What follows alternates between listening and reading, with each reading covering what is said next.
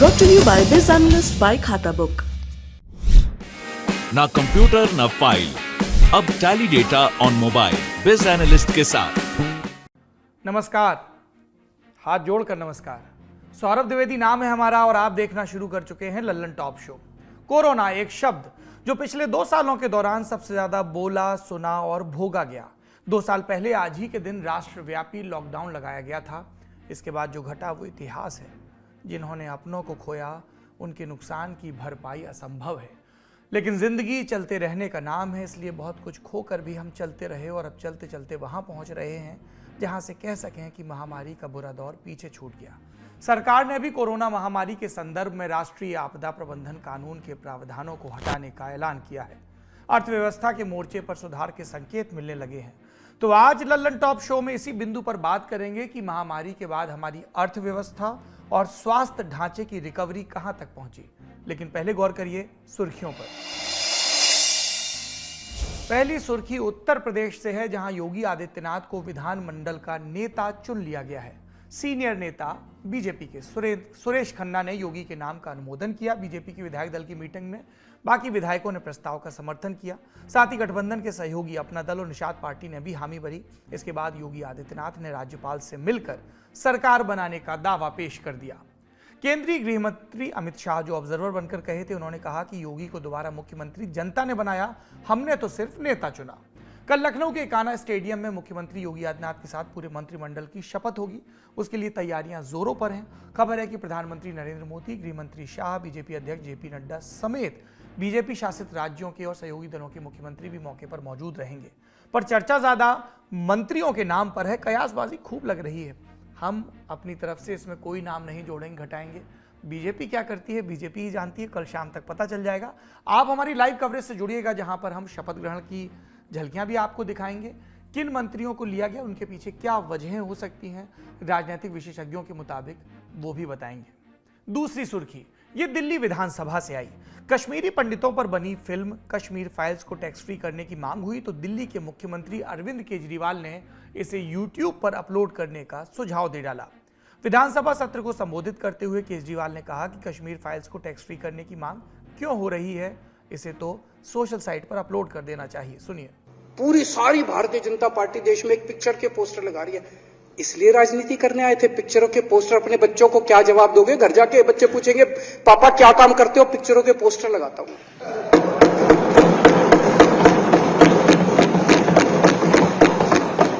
8 साल केंद्र सरकार चलाने के बाद अगर किसी देश के प्रधानमंत्री को विवेक अग्निहोत्री के चरणों में शरण लेनी पड़े तो इसका मतलब उस प्रधानमंत्री ने 8 साल में कोई काम नहीं किया।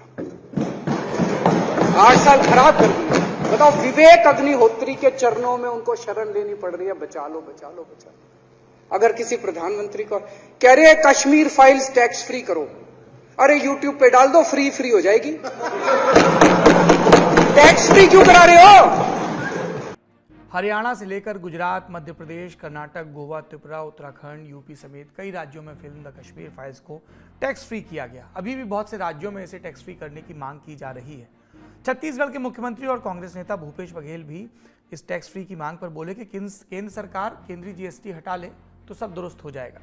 तीसरी सुर्खी बंगाल से है। बीरभूम के जिस गांव में हिंसा हुई वहां आज परिजनों से मिलने मुख्यमंत्री ममता बनर्जी पहुंची। परिजनों का हाल जाना और उनके सामने पुलिस अधिकारियों को फटकार लगाई। परिजनों ने पुलिस वालों पर लापरवाही का आरोप लगाया था। इससे पहले बीरभूम में स्थानीय नेताओं की तरफ से मुख्यमंत्री के स्वागत में स्वागत द्वार लगाए गए थे, जिसको लेकर सोशल मीडिया पर ममता सरकार की खूब खिल्ली उड़ी। चौथी सुर्खी कर्नाटक हाईकोर्ट से है। मैरिटल रेप के मामले में कर्नाटक हाईकोर्ट ने महत्वपूर्ण टिप्पणी की। एक मामले की सुनवाई के दौरान हाईकोर्ट ने कहा कि शादी का मतलब यह नहीं कि पति को पत्नी के साथ क्रूरता का लाइसेंस मिल गया हो। इस दौरान हाईकोर्ट मैरिटल रेप के बढ़ते मामलों पर नाराजगी भी जाहिर करता नजर आया। बोला कि शादी समाज में किसी भी पुरुष को विशेषाधिकार नहीं देती, न ही इस तरह के अधिकार कि वो एक महिला के साथ जानवरों की तरह क्रूर व्यवहार करे। कोर्ट की तरफ से कहा गया कि अगर एक पुरुष किसी भी महिला के साथ बिना उसकी मर्जी के संबंध बनाता है तो वह आदमी दंडनीय है, भले ही वो पति क्यों ना हो। ये थी आज के शो में सुर्खियां। अब चलते हैं दिन की बड़ी खबर की तरफ। अर्थव्यवस्था जिस तरह धड़ाम हुई हम वो जानते हैं। एक सख्त लॉकडाउन लगाया गया, उसके नतीजे में उद्योग बंद हुए, नौकरियां गईं। इसके बाद 2 बार और आंशिक लॉकडाउन की जरूरत पड़ी, लेकिन वो पहले लॉकडाउन की तरह नहीं थे। अर्थव्यवस्था 2020-21 की पहली तिमाही में 23% के करीब घट गई थी। ये था इकोनॉमिक शॉक।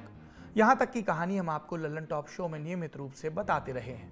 आज बात होनी है रिकवरी पर। अर्थव्यवस्था की रिकवरी 2021-22 की दूसरी तिमाही में जाकर वहां पहुंची जहां हम चाहते थे। दूसरी तिमाही का मतलब हुआ जुलाई से सितंबर का वक्त। इस दौरान अर्थव्यवस्था 8.4% की दर से बढ़ी। ये विकास दर जुलाई सितंबर 2019-20 की विकास दर के लगभग बराबर थी। इसका मतलब ये कि हम महामारी के आर्थिक झटके को अब पीछे छोड़ते जा रहे हैं।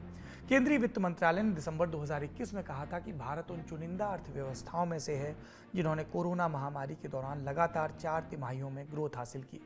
साल 2021-22 की सारी तिमाहियों में हमने निजी खपत और निवेश बढ़ते देखा। इसका मतलब आम लोग बाजार से पहले के मुकाबले ज्यादा सामान खरीद रहे थे, कुछ पैसे भी बचा रहे थे।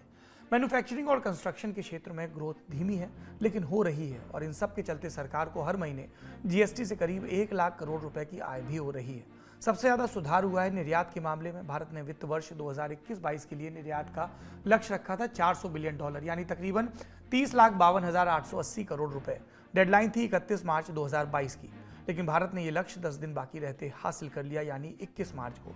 सरकार उम्मीद कर रही है कि 31 मार्च तक भारत लगभग 76,000 करोड़ का निर्यात और कर लेगा। इसे लेकर प्रधानमंत्री ने ट्वीट भी किया। लिखा कि भारत ने $400 बिलियन के सामान के निर्यात का ऊंचा लक्ष्य रखा था। पहली बार में ही हमने इस लक्ष्य को हासिल किया। मैं इस सफलता पर हमारे किसानों, बुनकरों, छोटे उद्योगों, निर्माताओं और निर्यातकों को बधाई देता हूं। ये आत्मनिर्भर भारत अभियान की यात्रा में एक मील का पत्थर है।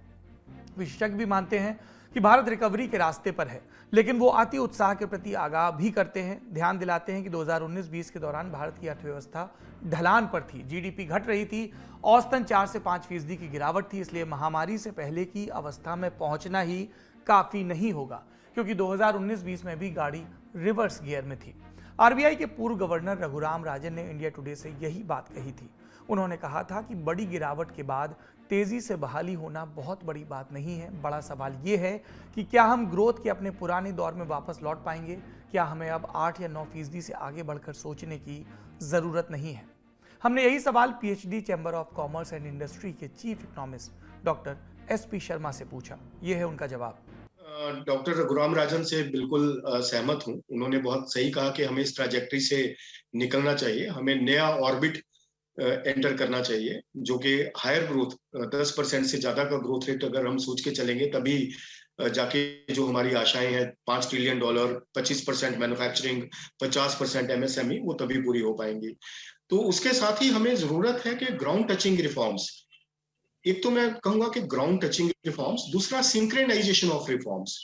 कई बार रिफॉर्म्स सेंट्रल गवर्नमेंट पे हो जाती हैं, स्टेट लेवल पे इंप्लीमेंट नहीं होती है, जबकि भले ही चाहे सरकारें दोनों ही एक हों, फिर भी कई बार जो सिंक्रोनाइज्ड रिफॉर्म्स हैं वो उस लेवल पे जाके इंप्लीमेंट नहीं होती है। जैसे कि मैं ये बताना चाहूंगा कि सरकार का हमेशा ये फोकस रहा है कि छोटे मझोले जो उद्यमी हैं उनको अच्छे से फैसिलिटेट किया जाए, लेकिन स्टेट लेवल पे मैं ये देखता हूँ कि अभी भी बहुत सारी ऐसी हर्डल्स हैं जहां पे उनको काफी प्रॉब्लम्स फेस करनी पड़ती हैं। जैसे कि सिंगल विंडो है, सिंगल विंडो सरकार ने इंप्लीमेंट कर दी है, लेकिन फिर भी छोटे लेवल पे, माइक्रो मीडियम लेवल पे अभी भी इंस्पेक्टर राज कहीं कहीं प्रिवेल करता है। उनको अभी भी काफी जो मुश्किलें, मुशक्कत सहन करनी पड़ती है अप्रूवल्स में, खासकर जो एनवायरमेंट रिलेटेड अप्रूवल्स हैं वो एक मेजर हर्डल है।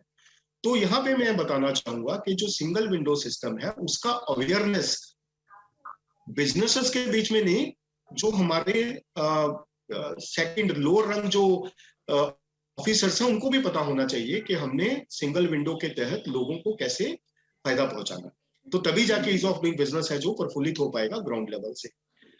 यहां से बात शुरू होती है कि सबसे पहले हम ईज ऑफ डूइंग बिजनेस की सरलता और उसकी जो इम्प्लीमेंटेशन, जो उसका लाभ जो है, जो लागू करना है वो ग्राउंड टचिंग होना चाहिए।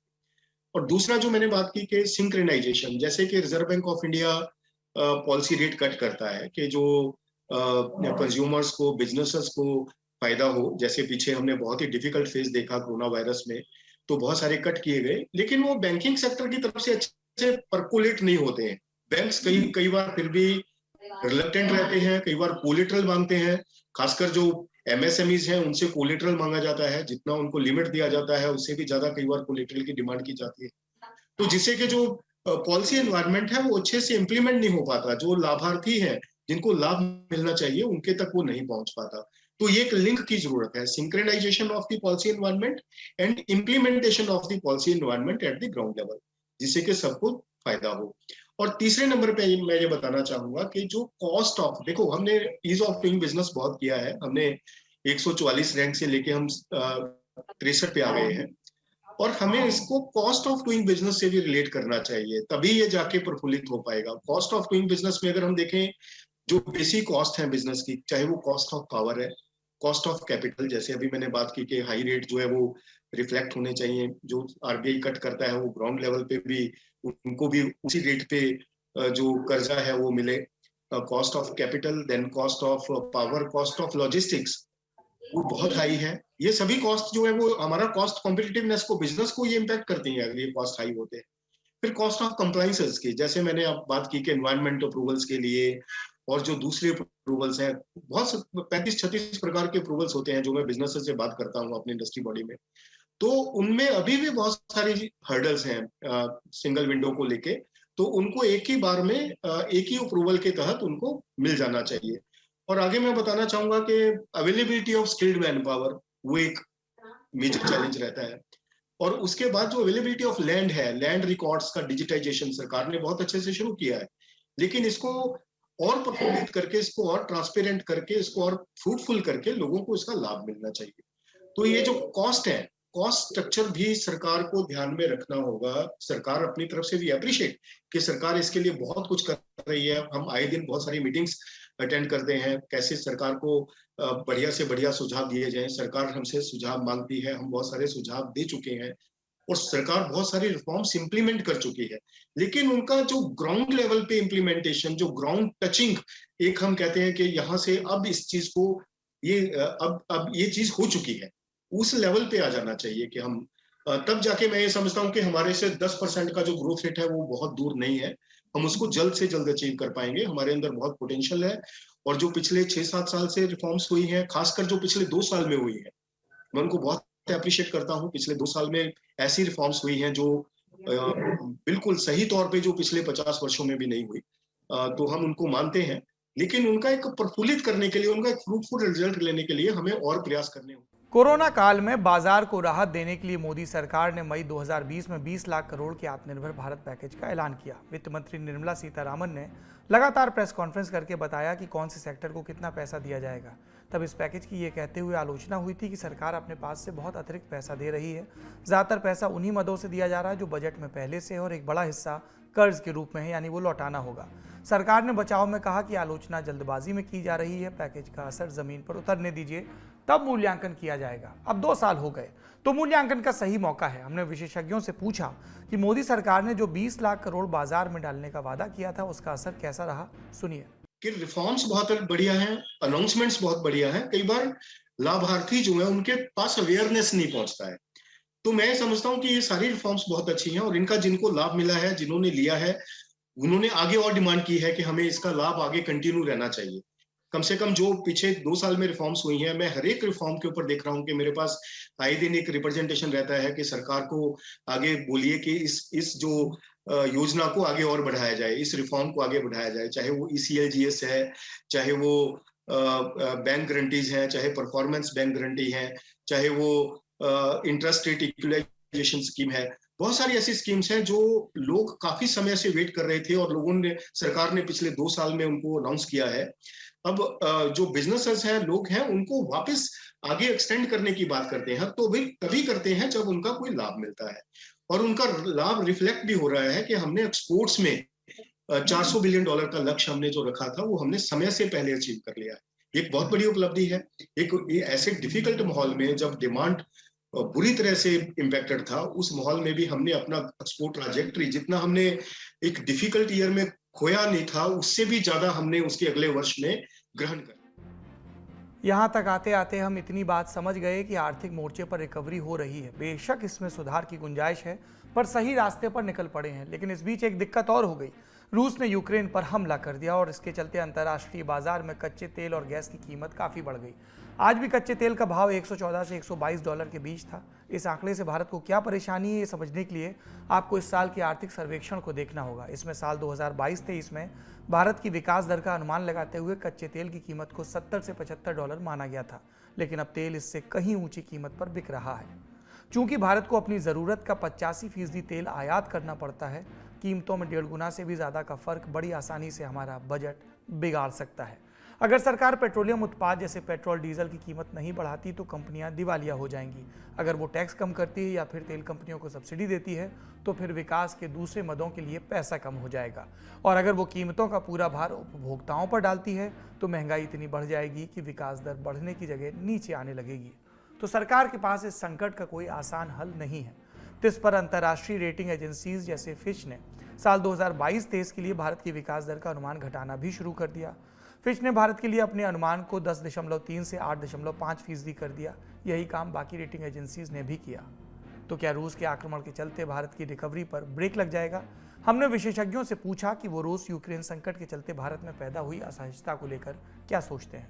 देखिए, इसमें मैं ये बताना चाहूंगा कि जब इकोनॉमिक सर्वे लिखा गया था उस टाइम पे शायद ये रशिया और यूक्रेन की कॉन्फ्लिक्ट नहीं थी, तो उस चीज को एंटिसिपेट नहीं किया गया। उस टाइम पे जो नॉर्मल जो ग्रोथ कर्व है, जो नॉर्मलाइजेशन है, जो डिमांड है, उसको उस तरीके से कंसीडर किया गया होगा। लेकिन अभी ये जो कॉन्फ्लिक्ट है इसमें, क्योंकि क्रूड प्राइसेस में हमेशा स्पेकुलेशन होता है, इसका कोई प्राइस डिस्कवरी नहीं है। इसका प्राइसेस जो है वो $5 से लेके $150 तक प्रिवेल कर सकते हैं। आपने देखा होगा कि पिछले 10 वर्षों में इस ट्राजेक्टरी में इसके प्राइसेस घूम चुके हैं। तो आने वाले टाइम में भी ये जो अभी बिल्डअप है, ये ज्यादातर कमर्शियल बिल्डअप है, स्पेकुलेटिव बिल्डअप है। जैसे ही नॉर्मलसी आती है, रशिया और यूक्रेन में कोई सेटलमेंट होती है, वो होगी कभी ना कभी तो होगी जाके, तो प्राइसेस बहुत मतलब करेक्ट होंगे उस टाइम पे। मैं समझता हूं कि जो नॉर्मल प्राइस होना चाहिए उससे भी कहीं नीचे जा सकता है।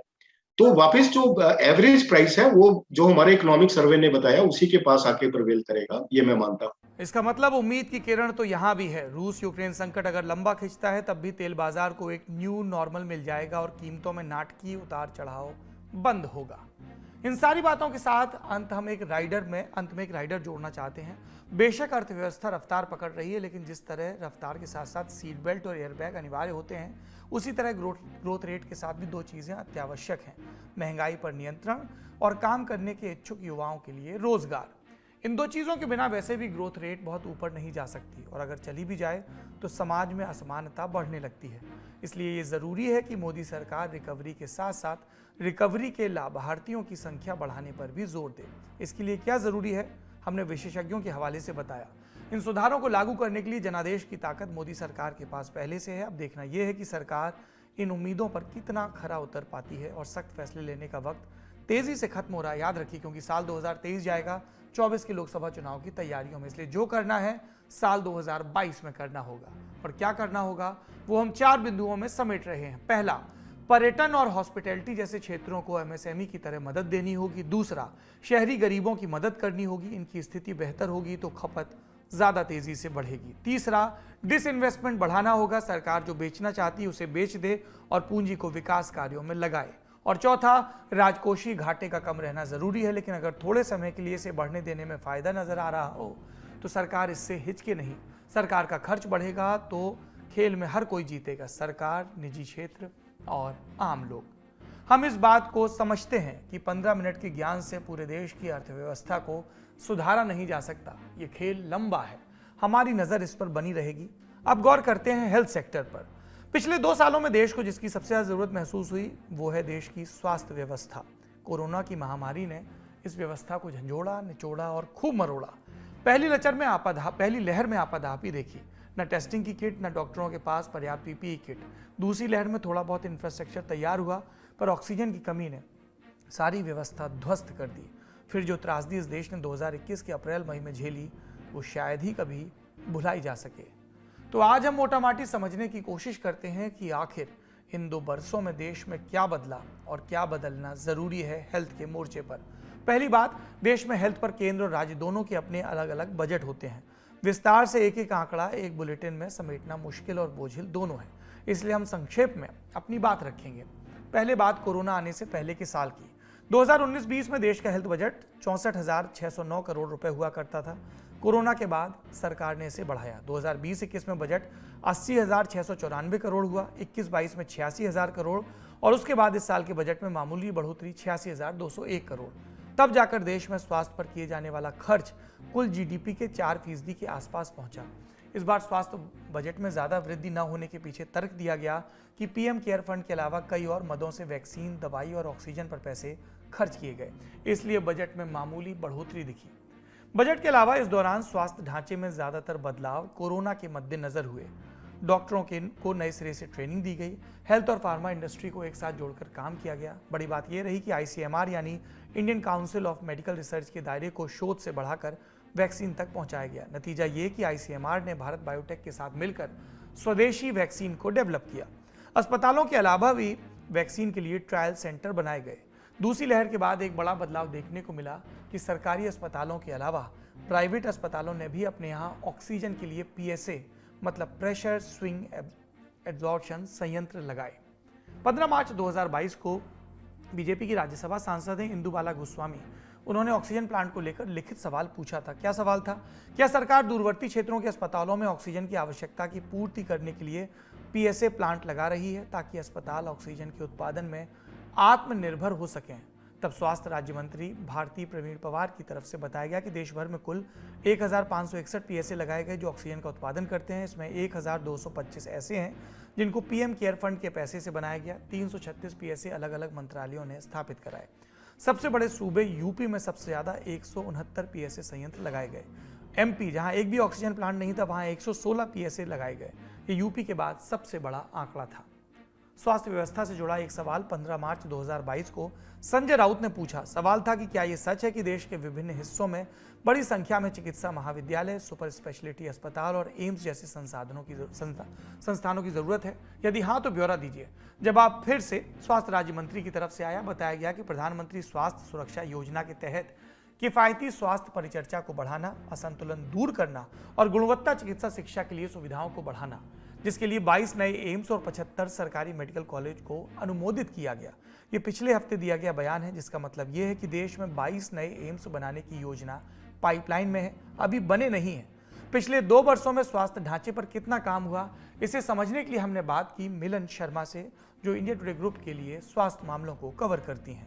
पिछले 2 सालों में जितना लोगों ने स्वास्थ्य पर ध्यान दिया है उतना शायद भारत में या भारतीय मीडिया में भी पहले नहीं दिया गया। जिस तरीके से लोग अब जागरूक हो चुके हैं, चाहे वो नज़ला ज़ुकाम ही क्यों ना हो, खांसी क्यों ना हो, कोरोना का टेस्ट भी करवाते हैं लोग और इस बात से जागरूक हैं कि जिस तरीके से अपना ख्याल रखना चाहिए, इसी तरीके से लोगों ने जो आयुष के ट्रीटमेंट्स हैं उस पर भी ध्यान देने लगे हैं। चाहे वो जो नॉर्मल एलोपैथिक मेडिसिन्स हैं या उन दवाइयों का सेवन कम हो और होम्योपैथी या फिर जो योग से संबंधित जो मेडिकेशंस हैं या फिर जो योग क्रियाएं हैं उन पर ज़्यादा फोकस है लोगों का भी। और स्वास्थ्य मंत्रालय की तरफ से भी मैं कहूँगी कि जितना इन्वेस्टमेंट इस वक्त वैक्सीनेशंस और रिसर्च सेंटर्स पर हुआ है कोरोना के दौरान, उतना कभी पहले नहीं हो पाया। कोविन जैसा सॉफ्टवेयर बनाना जो भारत की सिस्टम्स में कहीं भी नहीं था कि ऐसा एक बड़ा विशाल सॉफ्टवेयर बने जिसमें आपकी हर तरीके की जो चीज़ें हैं, आप अपना आधार कार्ड आप डाल सकते हैं, अपना हेल्थ केयर कार्ड आप डाल सकते हैं उसमें और वैक्सीनेशन अपना ट्रैक कर सकते हैं। तो वो एक ऐसी चीज़ें जो सामने आई हैं भारत सरकार के जो काम है कोरोना के बाद वो देखने को मिले हैं। लेकिन अभी भी बहुत सारी चीज़ें करना बाकी है। जैसे अगर हम एम्स जाते हैं और देखते हैं कि मुफ्त और जो सस्ता इलाज है या मुफ्त इलाज है वो लोगों को अभी भी नहीं मिल पाता है। एम्स जैसे बड़े सेंटर्स को क्रिएट करना अभी भी ज़रूरी है। कई राज्यों से जहां भीड़ पूरी एम्स दिल्ली की तरफ आती है, तो देखना ये होगा कि राज्यों में किस तरीके से स्वास्थ्य को अपग्रेड किया जा सकता है। इसके अलावा कोरोना महामारी के बीच ही एक नारा प्रधानमंत्री नरेंद्र मोदी की तरफ से भी आया, आत्मनिर्भर भारत का। सिर्फ याद दिलाने के लिए उसे एक बार सुनना चाहिए। साथियों, हम पिछली शताब्दी से ही लगातार सुनते आए हैं कि 21वीं सदी हिंदुस्तान की है। हमें कोरोना से पहले की दुनिया को, वैश्विक व्यवस्थाओं को विस्तार से देखने समझने का मौका मिला है। कोरोना संकट के बाद भी दुनिया में जो स्थितियां बन रही हैं, उसे भी हम निरंतर देख रहे हैं। जब हम दोनों कालखंडों को भारत के नजरिए से देखते हैं तो लगता है कि 21वीं सदी भारत की हो, ये हमारा सपना ही नहीं, ये हम सभी की जिम्मेदारी भी है। लेकिन इसका मार्ग क्या हो? विश्व की आज की स्थिति हमें सिखाती है कि इसका मार्ग एक ही है,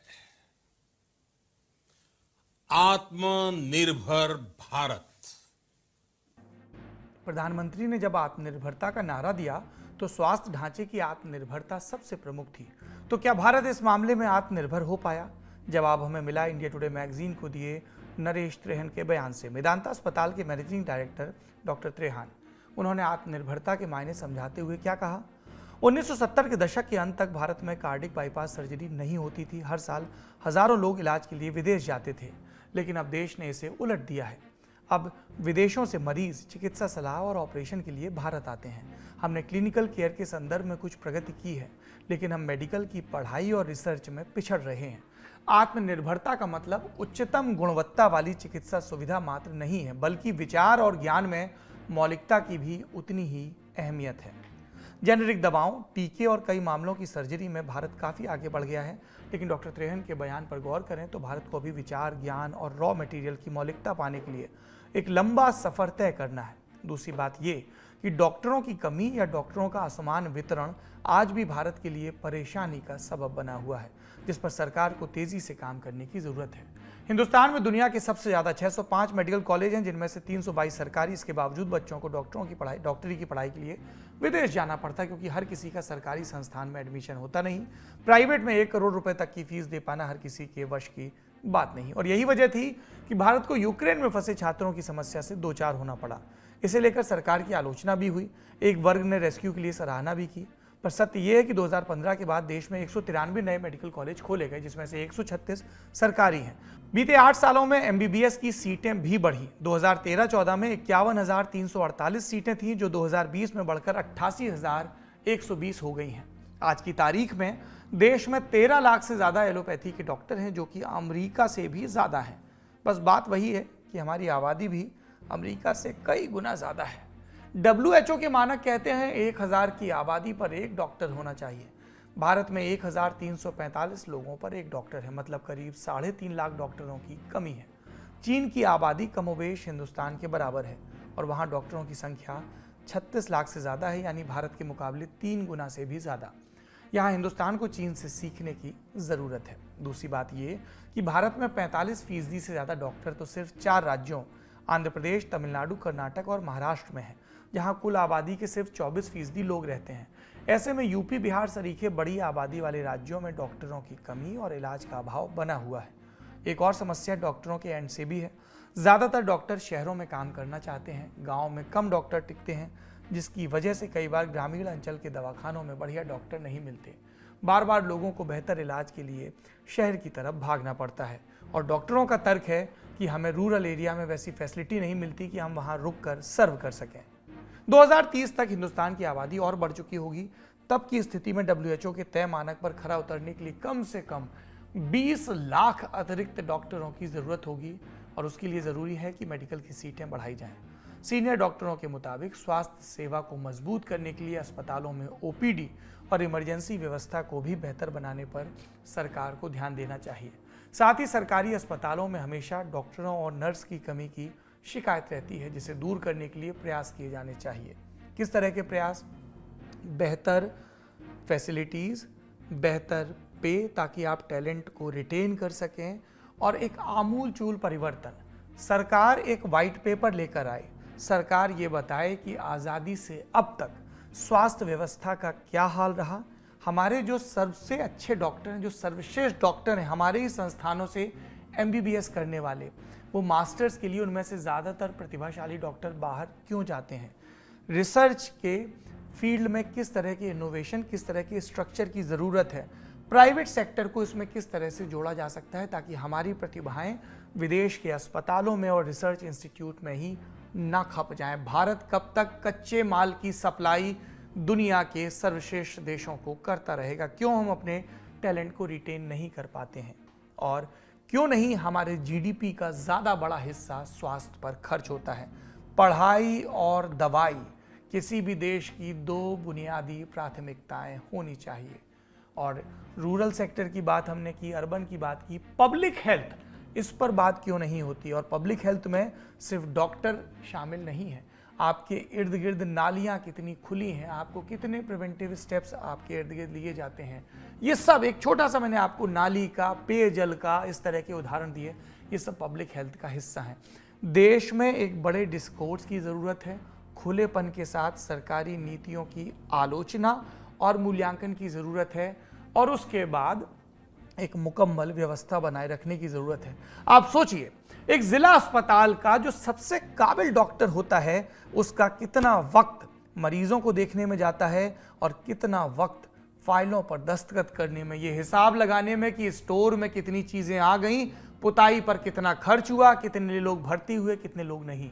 अस्पतालों के प्रबंधन का काम और चिकित्सा व्यवस्था को दुरुस्त करने का काम, डॉक्टरों का काम है मरीजों को देखना, प्रबंधन के काम से उन्हें अलगाना होगा, एक डेडिकेटेड व्यवस्था करनी होगी। और कई विशेषज्ञ कहते हैं कि इंडियन एडमिनिस्ट्रेटिव सर्विस की तर्ज पर इंडियन मेडिकल सर्विस भी होनी चाहिए, एक कॉन्सेंट्रेटेड ग्रिड भी होनी चाहिए। और एक आखिरी ज़रूरी चीज़, डेटा, आंकड़ा बहुत ज़रूरी है। और दुर्भाग्य की बात यह है कि देश के पास अभी ये आंकड़ा नहीं है कि रोज़ाना जो लोग मरते हैं उनकी मृत्यु की वजह क्या है, और जो लोग पैदा होते हैं उनके भी सब ब्यौरे नहीं हैं। जब तक हमारे पास भारत के नागरिकों के जन्म और मृत्यु के पूरे ब्यौरे नहीं होंगे, जब तक हमें मरने वालों की मृत्यु की वजह नहीं पता होगी, डिटेल एनालिसिस नहीं होगी जैसी विकसित देशों में होती है, तब तक हम मुकम्मल हेल्थ पॉलिसी नहीं बना पाएंगे। और आपकी भागीदारी भी इसमें ज़रूरी है। जब तक ये हमारे और आपके लिए मुद्दा नंबर 1 नहीं बनेगा, पढ़ाई और दवाई, तब तक सियासतदान इसको इग्नोर करते रहेंगे। आज का ललन टॉप शो यहीं पर रुकता है। आखिरी में कू की राय। हमने सवाल पूछा कि क्या कोरोना महामारी के दौरान सरकारी अस्पतालों की हालत सुधरी? हाँ कहने वाले 57%, नहीं कहने वाले 43%। अगर आप भी कू पर हमारे पोल का हिस्सा बनना चाहते हैं तो ललन टॉप को वहां फॉलो करें। अलग अलग मुद्दों पर आप अपनी राय भी दे सकते हैं। अपना और अपनों का ख्याल रखिए। शो अब समाप्त होता है। शुभ रात्रि। जाते जाते एक जरूरी सूचना, शुभ रात्रि के बाद की सूचना। वो वक्त आ गया है जब मंजर ऐसे होते हैं कि गुड नाइट कुछ देर से होती है। IPL का नया सीजन आ रहा है और इसके साथ आ रही है बमचक क्रिकेट की। ललन टॉप स्पोर्ट्स हमारा नया चैनल, जहां पर हम क्रिकेट और दूसरे खेलों से जुड़ी मजेदार चौचक कवरेज लगातार करते रहेंगे। आप बमचक से जुड़िए, क्रिकेट लाइव से जुड़िए, मैच के पहले, मैच के दौरान, मैच के बाद। और अगर आपको लगता है कि आप क्रिकेट के फन्ने खां एक्सपर्ट हैं, बस मौका और मंच नहीं मिला, तो ये मुनादी, ये पुकार आप ही के लिए है। फटाक से एक मेल भेजिए sports@lallantop.com पर, बताइए कि क्यों आपको बतौर एक्सपर्ट हमें जोड़ना चाहिए। और फिर क्या पता आप ललन टॉप के प्लेटफॉर्म पर आकर दुनिया को अपना धांसू बमचक ज्ञान दे रहे हो। तो ये सूचना नोट कर लीजिए। ईमेल है sports@ जिसको विद्वानों ने कहा @ नहीं बोलना है, सिर्फ @ बोलना है, lallantop.com। अब हो सकता है कि आप कहें अच्छा हमको तो क्रिकेट ज़्यादा नहीं आता, हमारे दोस्त को आता है, रिश्तेदार को आता है, तो ये खबर उन तक पहुंचा दीजिए, आपको भी लाभ होगा। आपको कोई मित्र जब मुस्कुराता हुआ स्क्रीन पर नमूदार होगा।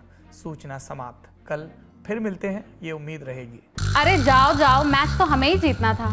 अपना बॉलर वो वाली गेंद ना फेंकता तो जीत जाते हम। वाह, उसके कैच ने तो मैच ही बना दिया। यार ये ओपनर्स अगर थोड़ा और तेजी से खेलते ना बात बन जाती। एक फिनिशर की कमी बढ़ गई वरना मैच जीत जाते। मैच तो हमें जीतना ही था। आप भी हैं लल्लन टॉप क्रिकेट एक्सपर्ट? घर बैठे जुड़िए हमारे IPL लाइव शो बमचक में हर रोज मैच के बाद।